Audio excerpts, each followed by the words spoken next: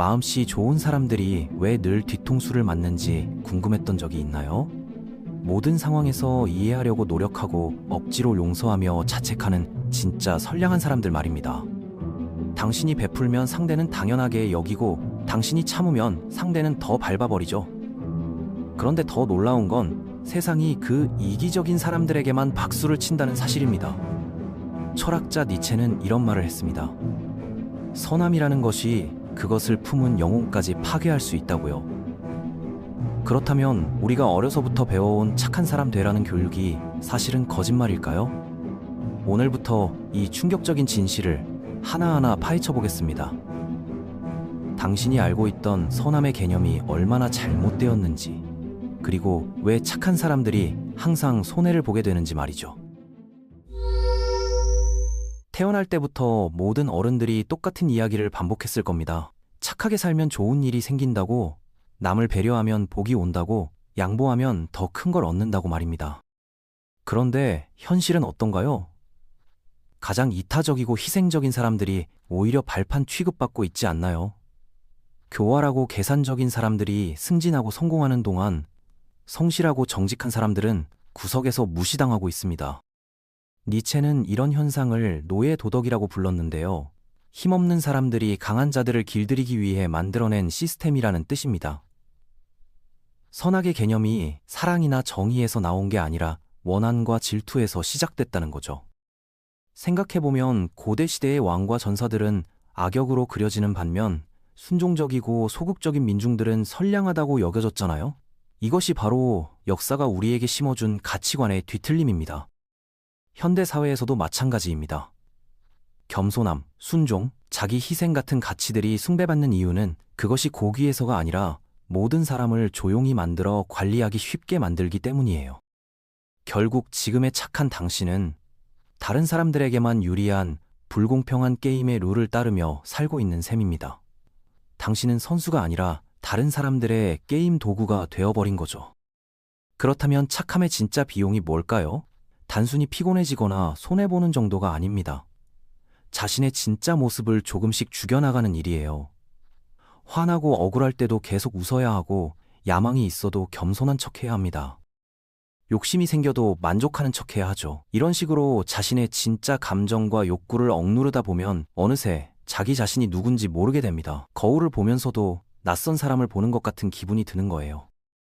경계를 세워야 할 순간에도 용서부터 하고 거절해야 할 때도 미소부터 짓게 되죠. 이걸 선량함이라고 부르지만 사실은 도덕이라는 가면을 쓴 자기 배신에 불과합니다. 니체는 괴물과 싸울 때 자신이 괴물이 되지 않도록 조심하라고 했는데요. 그런데 만약 당신이 그보다 더 나쁜 존재가 되었다면 어떨까요? 바로 아무 존재감 없는 투명인간 말입니다. 당신은 악인도 영웅도 아닌 그저 눈에 띄지 않는 유령 같은 존재가 되어버렸어요. 예의 바르고 조용하지만 언제든지 대체 가능한 사람이죠. 하지만 세상은 무해한 사람을 보상하지 않습니다. 세상은 자기 확신이 있는 사람을 인정해주죠. 위험을 감수하고 자신의 의견을 당당하게 표현하는 사람들에게 기회를 제공합니다. 착하기만 한 사람에게는 동정심은 줄지언정 존경은 하지 않아요. 더 놀라운 건 사회가 착한 사람을 사랑한다고 하면서 실제로는 강한 사람을 두려워한다는 사실입니다. 당신이 모든 사람을 기쁘게 하려고 노력하지 않기 시작하면 사람들은 불안해합니다. 예측할 수 없는 존재가 되기 때문이죠. 당신이 아니요 라고 말하기 시작하고 자신만의 선택을 하기 시작하면 사람들은 당신을 거만하고 차갑고 이기적이라고 비난할 거예요. 당신이 나빠져서가 아니라 그들이 더 이상 당신을 마음대로 조종할 수 없게 됐기 때문입니다. 니체는 이를 군중의 반란이라고 불렀어요. 평범한 사람들은 자신들보다 뛰어난 존재를 견디지 못한다는 뜻이죠. 그들은 당신의 꿈을 비웃고 자신감을 조롱하며 독립적인 모습을 죄악시할 겁니다. 그런 식으로 살면 안 돼 라고 말하면서 당신을 다시 안전한 틀 안으로 끌어들이려고 할 거예요. 누군가가 경계선을 긋기 시작하는 순간 주변 모든 사람이 당황한다는 걸 보게 될 거예요. 제가 변했어 라고 수군댄다면 당연한 일입니다. 더 이상 다른 사람의 꼭두각시 노릇을 하지 않게 됐으니까요. 이 세상에서 착하게 산다는 건 종종 길들여진다는 의미와 같아요. 사자를 고양이처럼 순하게 만들어서 다른 사람들이 편안함을 느끼도록 하는 거죠. 하지만 그렇게 살다 보면 자신의 본래 힘을 잃어버리게 됩니다. 하지만 니체는 인간이 원래 안전할 운명이 아니라고 말했습니다. 우리는 강력할 운명을 타고났어요. 위험을 감수하고 도전하고 성장하도록 만들어진 존재라는 뜻입니다. 그런데 문제는 당신의 도덕적 기준이 정말 당신 것인지 의심스럽다는 점입니다. 니체는 도덕은 개인 안에 있는 무리 본능이다라고 했는데요. 당신이 옳다고 생각하는 것들이 사실은 집단에 의해 주입된 걸 수 있어요. 종교, 가족, 사회, 그리고 당신을 작게 만들어서 밤에 편히 잠들고 싶어하는 사람들에 의해 형성된 가치관일 가능성이 높다는 거죠. 더 많은 걸 원하면 욕심쟁이라고 하고 휴식을 원하면 게으르다고 합니다. 권력을 원하면 탐욕스럽다고 하고 자유를 원하면 반항적이라고 하죠. 그런데 진실은 이겁니다. 더 많은 것을 원하는 건 전혀 잘못된 게 아니에요. 그것은 인간의 자연스러운 성장 욕구입니다. 착함의 진짜 대가는 다른 사람들이 만든 옳고 그름의 기준에 따라 살다가 점점 자신만의 정의를 잃어버린다는 겁니다. 당신은 남의 기준으로 자신을 평가하게 되고 남의 인정을 받기 위해 살게 됩니다. 사람들을 기쁘게 해주며 살지만 정작 당신이 넘어질 때는 아무도 붙잡아주지 않을 거예요. 왜냐하면 그들에게 당신은 항상 강하고 희생적인 사람이었기 때문에 당신도 도움이 필요할 거라고는 생각하지 않거든요. 그렇다면 어떻게 해야 할까요? 니체는 착하게 사는 걸 그만두라고 하지 않았습니다. 온전한 사람이 되라고 했어요. 그에게 완전한 인간이란 빛과 어둠, 친절함과 분노, 창조와 파괴 같은 양면성을 모두 받아들이는 존재였습니다. 어두운 면을 억압한다고 해서 도덕적인 사람이 되는 게 아니라 오히려 불완전해집니다. 진정으로 선한 사람이 되려면 먼저 자신 내면의 괴물과 마주하고 그것을 통제할 줄 알아야 해요. 잔인해지는 게 문제가 아니라 잔인해질 능력이 있지만 그러지 않기로 선택하는 게 중요한 거죠. 그래야만 진짜 선함이라고 할 수 있어요. 힘이 없는 상태에서의 친절은 선택이 아니라 무력함일 뿐입니다. 무해한 사람은 선한 게 아니라 그냥 무해할 뿐입니다. 강력하지만 절제를 선택하는 사람, 그게 진정한 힘이고 미덕이에요. 그러니까 분노, 자신감, 욕망 같은 감정들을 지우려고 하지 마세요. 대신 그것들을 조절하고 다듬어서 완벽하게 다룰 줄 알아야 합니다. 그렇게 해서 단순히 착한 사람에서 강한 사람으로 발전할 수 있거든요. 자신의 모든 면을 받아들이면서도 건설적으로 활용하는 방법을 배우는 거예요. 여기서 아플 수도 있는 진실을 하나 더 말씀드릴게요. 당신이 친절하다고 해서 세상이 당신에게 친절해야 할 의무는 없습니다. 당신이 충성스럽다고 해서 다른 사람들도 당신에게 충성해야 하는 건 아니에요. 우주는 도덕적 노력에 대해 상장을 주지 않아요. 잔인하지만 해방적인 진실이죠. 이걸 받아들이면 오히려 더 자유로워집니다. 조건 없는, 기대 없는 선함을 실천할 수 있게 되거든요. 만약 당신의 선함이 외부의 인정에 의존한다면 그건 진짜 선함이 아니라 그저 좋은 일을 행하는 것에 불과해요. 박수를 기다리며 사는 건 이제 그만두세요.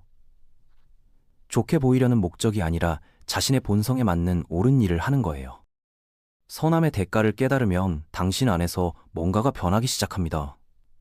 더 이상 자신의 기준에 대해 사과하지 않게 되죠.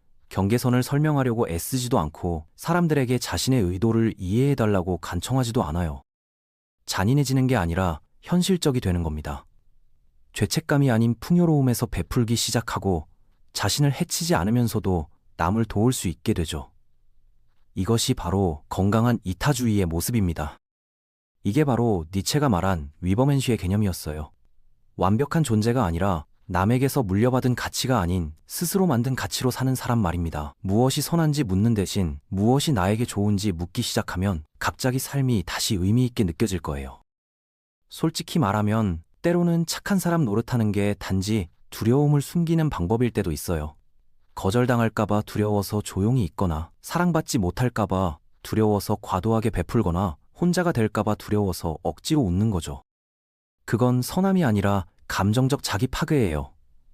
두려움에 기반한 행동은 결국 자신과 타인 모두를 불행하게 만듭니다. 상대방도 진짜 당신이 아닌 가짜 모습과 관계를 맺게 되니까요. 진짜 미덕과 선함은 두려움에서 나오는 게 아니라 자유에서 나옵니다. 아니요라고 말할 수 있는 자유, 자신을 선택할 수 있는 자유, 떠날 수 있는 자유 말이에요. 내면의 평화를 잃어가며 하는 행동은 선이라고 할 수 없어요. 제가 무정하게 살라고 말하는 건 아닙니다. 약해지지 말라고 하는 거예요. 친절하되 칼날은 날카롭게 유지하세요. 관대하되 언제 그만해야 할지는 알고 있어야 해요. 참을성을 가지되 무례함은 용납하지 마세요. 왜냐하면 힘없는 선함은 선함이 아니라 항복이거든요. 세상은 인정받으려고 자신의 힘을 포기하는 사람들을 존중하지 않습니다. 오히려 그런 사람들을 이용하려고 할 뿐이에요. 결국 선함의 충격적인 대가는 진정성, 에너지, 경계선, 자존감입니다. 그 대가를 치르는 시간이 길어질수록 당신은 자신의 피부 속에 사는 낯선 사람 같은 기분으로 하루하루를 보내게 될 거예요. 니체가 감춰둔 진실은 선에 반대하는 게 아니라 노예제도에 반대하는 것이었어요. 그는 당신이 깨어나서 무리에서 벗어나 자신만의 도덕적 나침반을 정의하길 바랐습니다. 남의 기준이 아닌 자신만의 기준으로 살기를 원했던 거죠. 선한 사람이 된다는 건 결코 침묵하는 걸 의미하지 않아요. 자신을 낮춰보는 것도 아니고요. 파괴할 수 있는 힘을 가지되 그러지 않을 지혜를 갖는다는 뜻입니다. 이것이 진정한 강함이자 진정한 선함입니다.